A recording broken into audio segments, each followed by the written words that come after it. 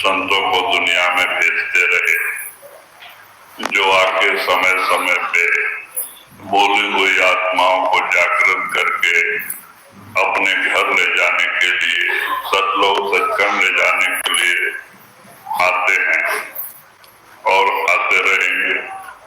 उस समय नया नया जमाना था, कबीर साहब को भी बहुत तकलीफें दी गई, यहाँ तक कि हाथ पैर बांध के गंगा में फेंकवा दिया गया, हाथी को शराब पिला के सामने डाल दिया गया और बहुत सारे यातनाएं दी गई, लेकिन कबीर साहब का कुछ हुआ नहीं।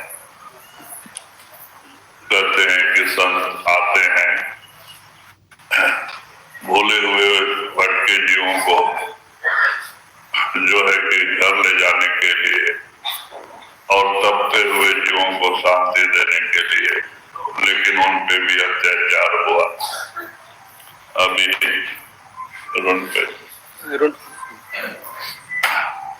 अभी हमारे पंजाब में गुरु साहिबान का जगह जगह मना रहे हैं। गुरु गोविंद सिंह जी जो 10वीं पातशाही हुई, उन्होंने देश के खातिर हिंदुओं के लाज को बचाने के लिए तलवार उठानी पड़ी।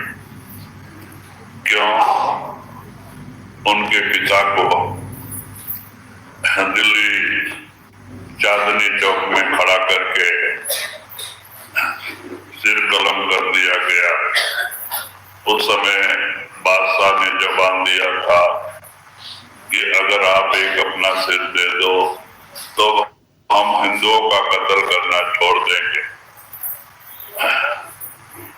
तो साहबान, गुरु साहबान ने सोचा एक बात कि चलो भाई, मेरा एक सिर जाने से अगर हजारों सिर की रक्षा होती है तो मैं तैयार हूं। और उन्होंने चांदनी चौक को बोला, आप चौरास्ते पे खड़ा होकर सिर कलम करो। उन्होंने कुछ नहीं देखा और अपने हाथ से अपने सिर को काट के रख दिया, लेकिन बादशाह माना नहीं। फिर अत्याचार अनाचार होते रहे। तब गोविंद सिंह को बड़ा दुख हुआ, गुरु गोविंद सिंह जो 10वीं पातशाही, कि ये लोग पिताजी का तो ऐसा हालत किया, हम भी जाएंगे, हमारे भी ऐसा ही। और अर्जुन देव को पहले ही तपते हुए तवा पे चढ़ाया था, तो इसी तरह से लोगों को मारते जाएंगे। तो उन्होंने हिंदू धर्म की रक्षा के लिए जो है शपथ ली और उनसे मोर्चा संभाला, युद्ध किए। उन्होंने एक सिख मिलिट्री भी तैयार किया और उनसे युद्ध चालू किया जगह जगह। क्यों? लोगों का लाज बचाने के लिए, हिंदुओं की रक्षा के लिए। कहते हैं उनके 2 बड़े बेटे युद्ध करते करते शहीद हो गए। 2 छोटे बच्चे थे, उनको भी बादशाह जो पकड़वा के लेके दिल्ली में गया और उनसे कहा कि आप हमारा धर्म स्वीकार कर लो, हम आपको अपना गुरु मानेंगे, आपको छोड़ देंगे। उन्होंने कहा नहीं, हम सिख हैं।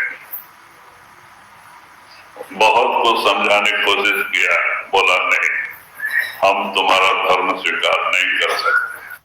तो कहें तुम्हें मरना पड़ेगा। बच्चे कहते मरना मंजूर है, लेकिन हम दूसरा धर्म में नहीं जाएंगे। तो बादशाह काजी ने क्या कहा? काजी से कहा बादशाह ने इनको क्या शिक्षा देना, ये तो बात मानते नहीं। 2-4 दिन समझाए, नहीं माने। तो उस काजी ने कहा इनको जिंदा दीवार में चुभ देना चाहिए। तो दोनों को खड़ा करके दीवार में सीमेंट से अंदर बंद कर दिया, चुन दिया, लेकिन उन्होंने आहार नहीं किया। इस तरह गुरु गोविंद सिंह के 4 बेटे शहीद हो गए और गोविंद सिंह महाराज लगातार 1 महीना युद्ध करते करते करते थक गए। न स्नान नहीं, खाना नहीं, कपड़ा और बदलने का टाइम नहीं, ऐसी हालत थी। लेकिन उन्होंने ये निश्चय कर लिया था कि हमें इनसे झुकना है, हमें हिंदू धर्म की रक्षा करना है। उन्होंने यहाँ तक किया कि अपने पंच प्यारे को तैयार किया, अमृत चखा और उनको आशीर्वाद दिया कि हमारा एक सिख 1.25 लाख से 1 लड़ाऊं, चिड़ियन से मैं बात छुड़ाऊं।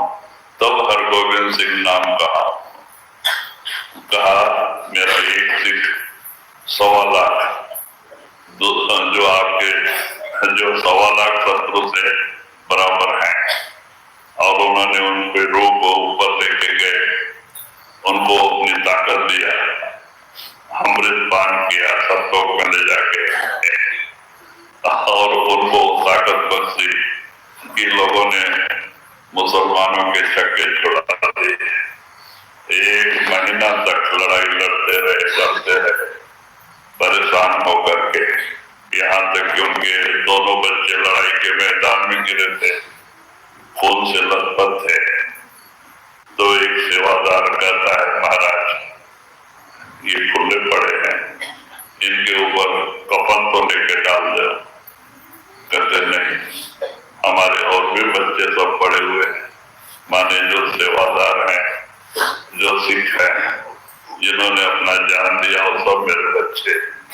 उन्होंने उस तरफ ध्यान नहीं दिया और बाद में चले गए। थक के जब संगत धीरे धीरे खत्म हो गई, तब आप नांदेड़ की तरफ चले गए और नांदेड़ के जंगलों में जाके वहां उन्होंने अपने थोड़ा रेस्ट लेने के लिए वहां जाके अपना अपना स्थान बनाया और वहीं पे महाराज जी ने चोला छोड़ा।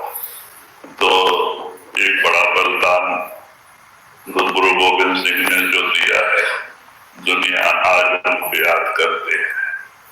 तो कहते हैं इस तरह से गुरु साहबान 10 बादशाहियां समय समय पे जो है कि लोगों की रक्षा के लिए बहुत कुछ किया और इस तरह से जीवों का उद्धार करते हुए लास्ट में गुरु गोविंद साहब ने रत्नाकर राव को नाम दिया, जो महाराष्ट्रियन था। और रत्नाकर गुरु तुलसी साहब के गुरु थे और वहां से ही परंपरा स्वामी जी महाराज जी का है। तो कहते ये परंपरा ऐसी चलती आई है। तो स्वामी जी महाराज ने राधाबाई को शरीर छोड़ते समय कहा कि ये गुरु ग्रंथ साहब जो पढ़ा था, गुरु साहबान की वाणियां 10 साहबान की, कहा ये पंजाब से आई है, फिर पंजाब में जाने दो और तुम इस ग्रंथ को जयमल सिंह महाराज को देके जयमल सिंह जी को पंजाब भेज देना और जाके वहां प्रचार करेगा। तो राधाबाई जब इनकी ड्यूटी खत्म हुई, रिटायर हुए, तो राधाबाई ने उनको सत्कार करके और कहा महाराज ने आपको कुछ कम नहीं किया है, ये ग्रंथ लो, ये आपको समर्पित करने के लिए कहा था, ये पंजाब से आया है, पंजाब में लेके जाओ और वहां जाके संत मत का प्रचार कर। तो जयमल सिंह महाराज जाकर के एक वीरान देश जो व्यास नदी के किनारे खाली सुनसान पड़ा था, मसान था, जहां लोग जाते नहीं थे, वहां टेंट डाल के भजन करने लगे। तो कहानी बड़ी लंबी है। तो इस तरह से फिर वो वहां पंजाब में जो है कि गुरु गादी स्टार्ट हो गई, आज तक चल रही है। ऐसे ही संत परंपरा से आते रहे हैं दुनिया कभी खाली नहीं होती है।